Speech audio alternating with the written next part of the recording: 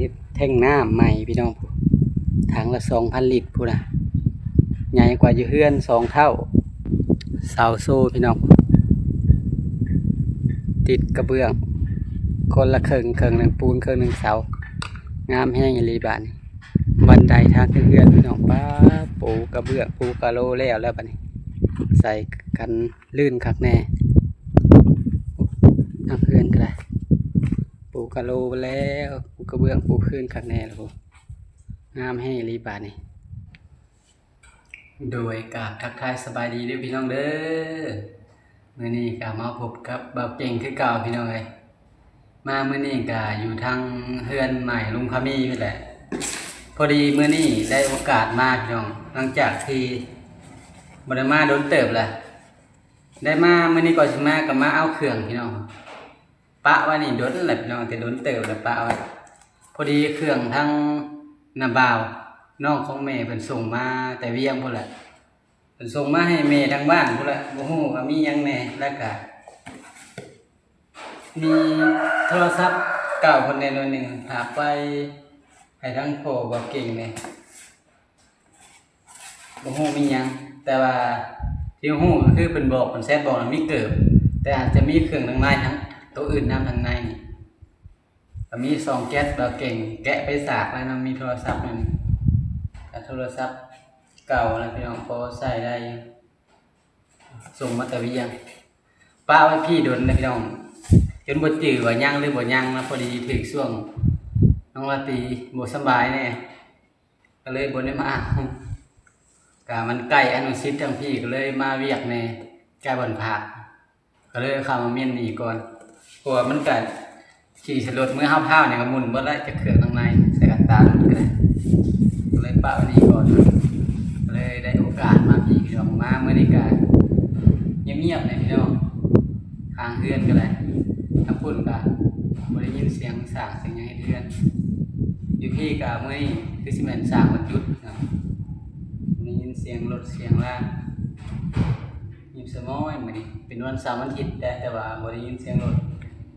อาจจะไปเที่ยวไปหยังเบิดก็สิบ่แกะดอกพี่น้องมีแต่เครื่องนี้นั่นสิเอาเมื่อไว้อยู่เฮือนแหลมเพราะว่าไว้อยู่เฮือนก็ยามมันเสียพี่น้องเครื่องในเฮือนก็หลายแฮงหลายของทางน้องราตรีกับบ่าวเก่งนั่นแหละยามมันปนเปกันยันมันเสียไปไว้อยู่เฮือนแหลมบางทีถ้ามีเวลาบ่าวเก่งก็สิเอาเมื่อให้เพิ่นวังหนึ่งนี่ก็พอดีว่าสิมาบ้านว่าสิเมื่อเลือกตั้งนะพี่น้องเมื่อก่อนวันเลือกตั้งแต่ว่าไม่ใช่สิทธิ์ก่อนวันเลือกตั้งแต่ค่าน้องราตรีเป็นบ่สบาย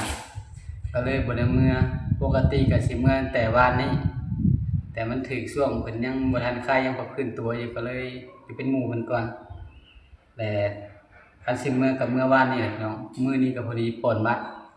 แต่ว่าบ่ได้เมื่อซ้ำเพราะว่าแจ้งบอกแม่บอกพ่อบ้านบอกเพิ่นเรียบร้อยแล้วว่าค่าว่าแบบเฮาค่านะทางพี่ก็บ่สำบายบ่มีผู้อยู่คนทางนี้ก็น้อยพี่น้องแยกกันไปคนละทางก็เลยบ่ได้เมื่อคันเมื่อก็ว่าสิได้เอาเครื่องนี่ล่ะเมื่อส่งเพิ่นแต่ว่าบ่ได้เมื่อซ้ำอาญาบัดนี้มีแต่ว่ามันว่างพุ่นแหละหรือว่ามีผู้เมื่อก็สิพากเมื่อนำเพิ่นมาให้สิพากเมื่อแบบว่าถ้าคนส่งทางหยังก็บ่ได้พี่น้องบ่มีผู้ออกมาเอามันไกลห่างจากเฮือนออกมาน่ะหาทางยางนั่นประมาณ10กว่าลักพุ่นล่ะก็ใช้เพิ่นออกมาเองคือสิบ่ได้ดอกเพิ่นก็บ่จักหากก็จักสิพากทางใดก็เลยเท่าบ่เก่งว่างพุ่นแหละจะเอามื่อส่งเพิ่นแม่เพิ่นก็ว่าพากป้าไว้พี่ก่อนถ้าบ่เก่งเมื่อพุ่นล่ะถ้าบ่มีคนเมื่อก็ได้ป้าเอานี่เลยบ่แกะเลยพี่น้อง จะเป็นแก๊สเลยมามื้อนี้ก็กายแวะมาเบิ่งเฮือนลุงเลยว่ามันฮอดไสแล้วพี่น้องบ่ได้มาโดดแต่พี่น้องมาอัปเดตมาเบิ่งเฮือนเพิ่นมาเบิ่งว่าสร้างฮอดไสแล้วช่วงแรกๆบ่เก่งเปิดคลิปก็เปิดที่พี่แล้วพี่น้องเริ่มถ่ายทั้งพี่แหละและมื้อก่อนๆหั่นก็มื้อน้องราตรีบ่สำบายก็มีแต่มาเปิดคลิปให้น้องราตรีพอดีลูกเพิ่นก็บ่อยู่แน่ก็เลยแวะเข้ามาเบิ่ง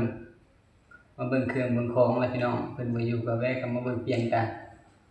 พอดีมาอัปเดตให้พี่น้องเบิ่งทางช่องน้องละตีพุ่นแหละแต่ทางช่องของว่าเก่งเองท่านถ่ายยากเถื่อตั้งแต่ท่านปูกะโลพี่น้องเป็นปูกะโลแล้วพุ่นแหละเป็นเริ่มแต่งเสาแต่งหยังแล้วพี่น้องไปเอาพี่น้องไปเบิ่งก่อนแต่จังสิออกไปทางเฮือนแหลมพุ่นแหละเครื่องไปส่งเพิ่นไปไว้เฮือนพุ่นแหละเข้ามาเปิดคลิปอยู่ในเฮือนพี่เลยพี่น้องเพราะว่าอยู่นอกมันเหลือบมันแดดกล้องบ่เก่งมันบ่เห็นเท่าหน้าซะมันสู่แสงบ่ได้ก็เลยเข้ามาบังผมป้าพี่น้องเงียบสมอยหลังนั้นก็ได้เพิ่นหยุดกินข้าวบ่เนาะโอ้ทางหน้าเฮือนก็ได้สิเงียบๆมื้อนี้ปกติวันเสาร์วันอาทิตย์แหละสิมีคนมีรถแล่นกายเพิ่นเริ่มก่อเสาโซ่แล้วพี่น้องกำลังใส่บัวเสา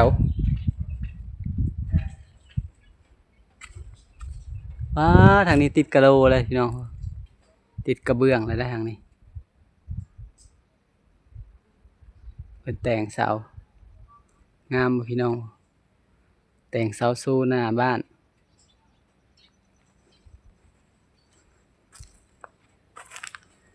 ทางนี้ก็แต่งเสาโซ่ใส่เป็นใส่ครึ่งหนึ่งพี่น้องตัวนี้ก็ใส่คือกันเป็นลายครึ่งหนึ่งเป็นปูนครึ่งหนึ่งเป็นกระเบื้องงามแล้วบาดนี้เสาบักใหญ่แล้วก็ติดกระเบื้องน้ำพี่น้อง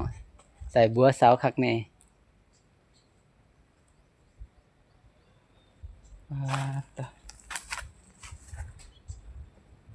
แต่ละข้างนี่ก็ติดบัวเบิดได้พี่น้องเสาเนี่ยก็ได้บ่แม่นไหมบานวังกบนี่ก็ติดบัวเบิด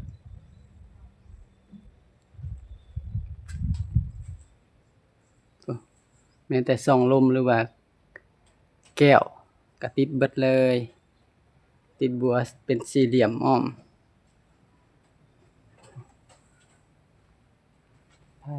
มาทางนี้เป็นติดตั้งแท่งน้ำนะพี่น้องพวกแท่งใหญ่นี่แหลนท่อของห้องน้ำใส่ใด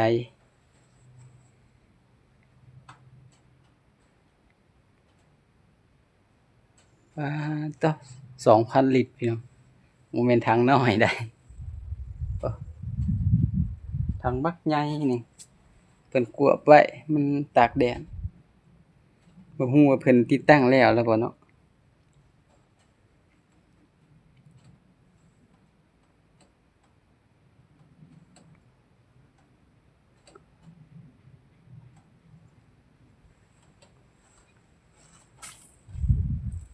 ข้างโฮมก่อน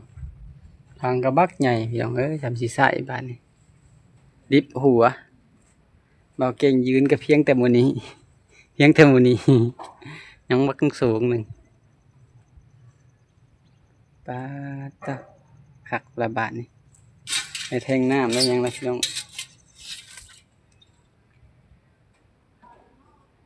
โทรนิ่งมาเข้าห้องน้ำทางพี่ก็ติดคือกันได้บัวก็ได้ทางหลังเฮือนก็ติดคือกันบ่ว่าแต่ทางหน้าเพิ่น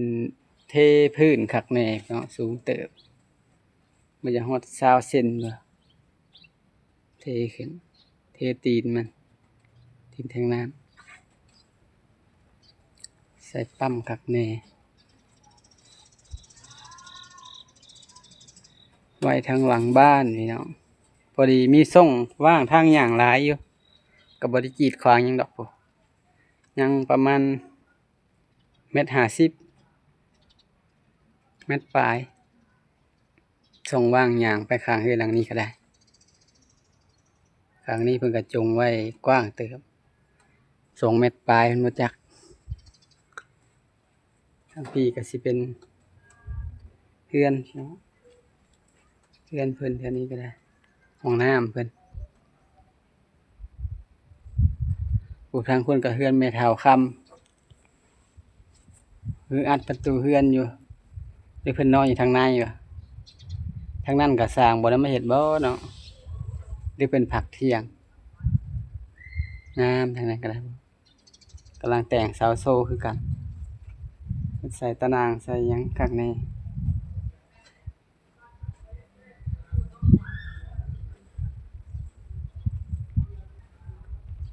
กองพื้นก็บักใหญ่พี่น้องสิเป็นกองพื้นตั้งแต่เพิ่นดุดบุกเบิกพุ่นล่ะพี่น้องลุงเพิ่นขนมาไว้ส่งเพิ่นหายเอาเข้ามาไว้เพิ่นบุกเบิกแล้วเพิ่นจูดเดี๋ยวนี้ก็สิเบิดแล้วว่าเพิ่นบุกเบิกแปลนบ่ล่ะเพิ่นจูดคักนี่จูดแล้วก็ท่อนใส่ก็สิบ่เหลือหยังแปลนเบิดเดี๋ยวนี้ถ้าเฮามีโอกาสก็เก็บมาไว้เนาะนี่แหละพี่น้องบ่ได้ใช้ถึงไว้ดังถึงไว้เผาถ่านนี่หลายโลดเติบนี่มีแต่ดนงามๆแต่มันก็สิใหม่ทางนอกซื่อๆข้างในก็ยังเป็นแกนอยู่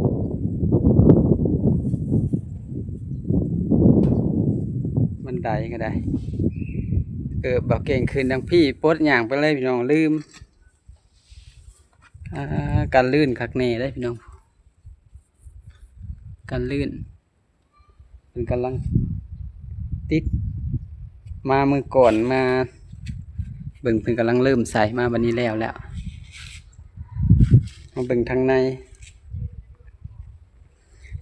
นี่ก็ติดแล้วบ่แล้วพี่น้องบ้านนี่เพิ่นติดขอบคักแน่ใส่ขอบคักแน่ยังข้างนี้เพิ่นทันได้ติดแล้วก็ติดฮอดนี้แต่ว่าเพิ่นบ่ได้ติดว่าเพิ่นเฮ็ดเรือนครัวน่าจะแม่นเป็นเรือนครัวพี่น้องทันได้ติดจงวางไว้เป็นแก้วบ่หรือเป็นหยัง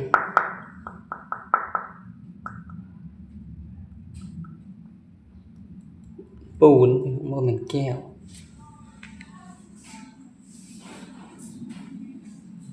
ใกล้สิแล้วเลยพี่น้องเอ้ยบ่งามแน่บัดนี้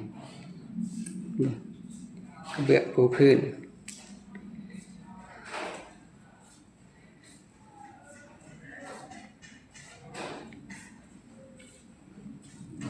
แต่ละห้องก็แล้วพี่น้องเบิ่งห้อยเพิ่นปูในทางเข้านี่บ่มีบันตอ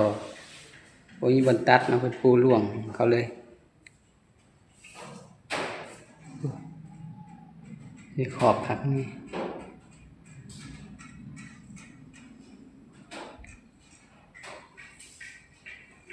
คอโตของท่อ PVC บนผนิตห้องน้ำเป็นเอาเข้ามาไว้ใน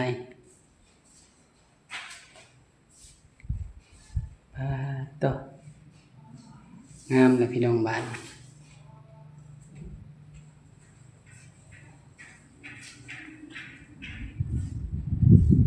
ทางนอกก็ได้ผงเพิ่นไว้ยาแนวมันกาจระเข้ทางนอกก็สิเป็นกระเบื้องแบบนี้พี่น้องเป็นกะโหลแบบหยาบๆกันลื่นกันยังได้ดีรุ่นนี้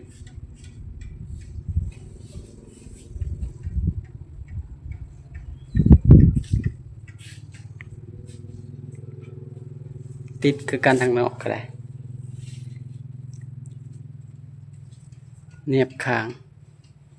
กันเปื้อนทางหน้าเฮือนก็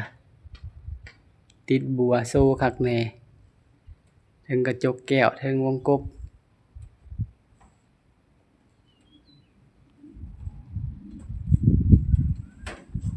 มักใหญ่เลยพี่น้องพอดี3-4 นิ้ว 4-5 นิ้วเลยวงใหญ่ก็ติดคือกันหลังจากที่บ่ได้มาโดนพี่น้องแล้วเบิดล่ะช่วงก่อนนะพอดีถึกปีใหม่บ่เขาดาวเพิ่นก็หยุดนะช่วงก่อนก็หยุดบ่ได้มาเลยบัดนี้บ่เก่งก็ได้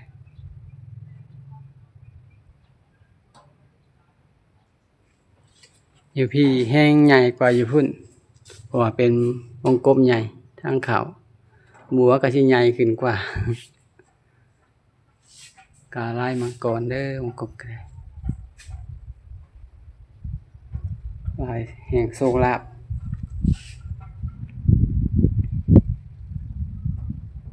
เสานี่เพิ่นสิติดข้างหนึงเป็นลายของเสาเพิ่นออกแบบมาแนวนี้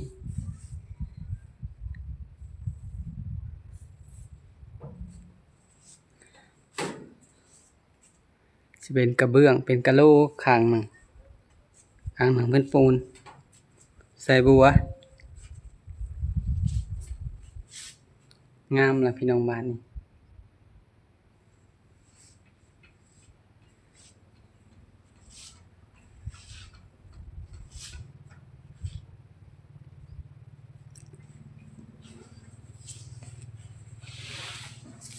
เป็นกะโหล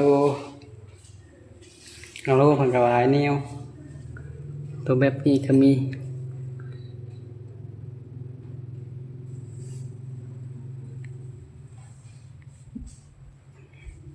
มาเบิ่งทางขึ้นทางหน้าเรือนก่อนเป็นปูแล้วหรือบ่ปูแล้ว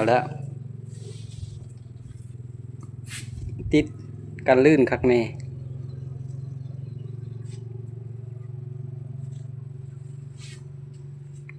รถไถก็จอดไว้อยู่พี่น้องมันหากระแดดนะ มันเริ่มตกมาช่วงแรงๆเริ่มแดดส่องก็ฮอดแล้วใครแต่มีอันปกอยู่มาแก้พื้นแก้หยังอยู่เฮือนแบบมันแคบเปิดสิเอาขึ้นเอาลงพี่น้องพื้นที่จอดก็บ่มีเลยจอดไว้พี่พอได้ใช้แก้พื้นแก้หยังก็สิใกล้อีกแถวนี้ก็ได้กองพื้นก็บักใหญ่ทางหน้าคือรถหลายได้เพิ่นขึ้นเฮือนบ่เนาะได้ยินเสียงคนนองอยู่น่าจะแม่นเพิ่นขึ้นเฮือนคนก็มาอยู่หลายเลยพี่น้องเอ้ยดินมันสิกว้างไปพุ่นมาบัดนี้เพิ่นปลูกตูบเลยพี่น้องทางนั้นช่วงบ่เก่งมาแก่พื้นแก่หยังยังอยู่ได้เพิ่นบุกเบิกแล้วได้ทางนั้นตูบปลูกเฮือนซะบ่แม่นตูบน้องลำมักใหญ่ทางพี่ก็ย่อเสานะสิบ่เห็นมืดๆเสียงตูบนี่พี่น้องเสียงตูบมงหญ้านี่ก็เฮือนเรามักใหญ่มันกำลังตั้งเสาคนมาอยู่หลายแล้วบาดนี้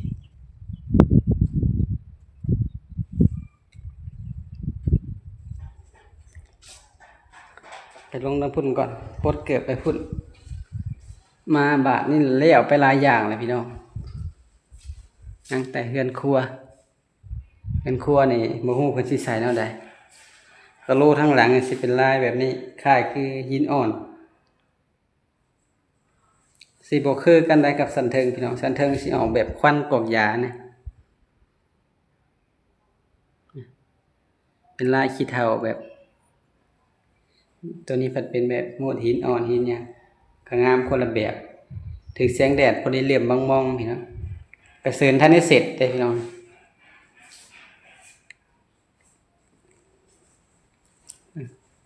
พาพี่น้องออกมาเบิ่งทางนอกก่อน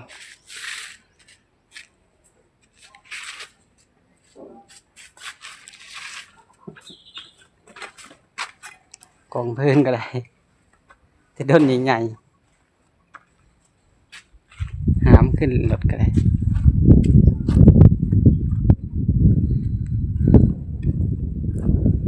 พาพี่น้องมาเบิ่งหน้าเฮือนก่อนหนทางกับเพิ่นเฮ็ดใหม่แล้วบ่เลยพี่น้องตะบักสูงบัดนี่สูงก็เดินบ้านเพิ่นโลให้คักแน่นี่คือการมือกุเซนในพี่น้องเพิ่นเฮ็ดเข้าให้ข้างหน้าก็เสียงต่อเฮือนดังแป๊กคนมาอยู่เริ่มหลายเลยพี่น้องเอามักใหญ่นี่นะตัวทางนี่โลให้คักแน่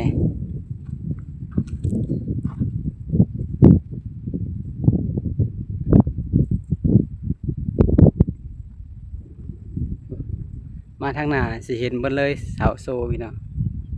เป็นลายเสาโซ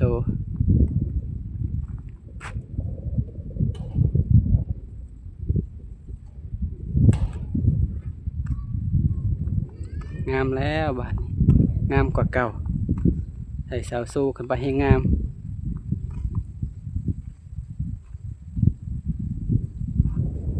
มาเบิ่งหน้าข้างหน้าพี่น้องพาพี่น้องมาเบิ่งข้างหน้า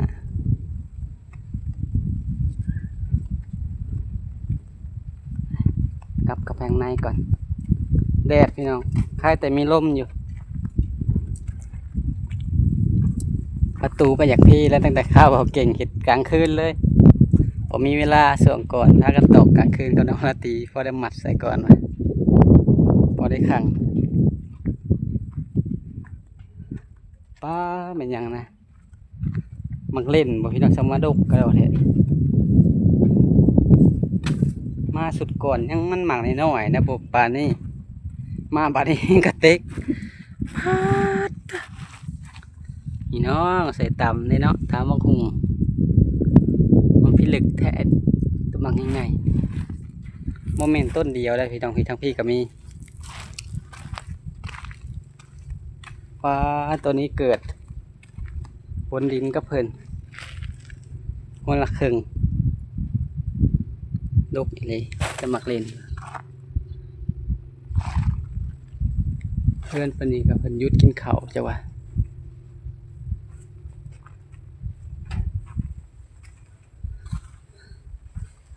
แทงน้ำ2,000 ลิตรในเฮือนมีแต่ตุกละ1,000 ลิตรนี่2,000 ลิตร3 กับ 2ตุกอยู่เฮือนราคาตุกงามกว่า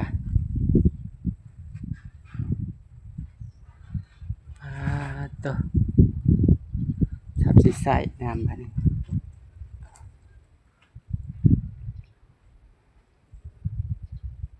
ทางลงนี่สิเป็น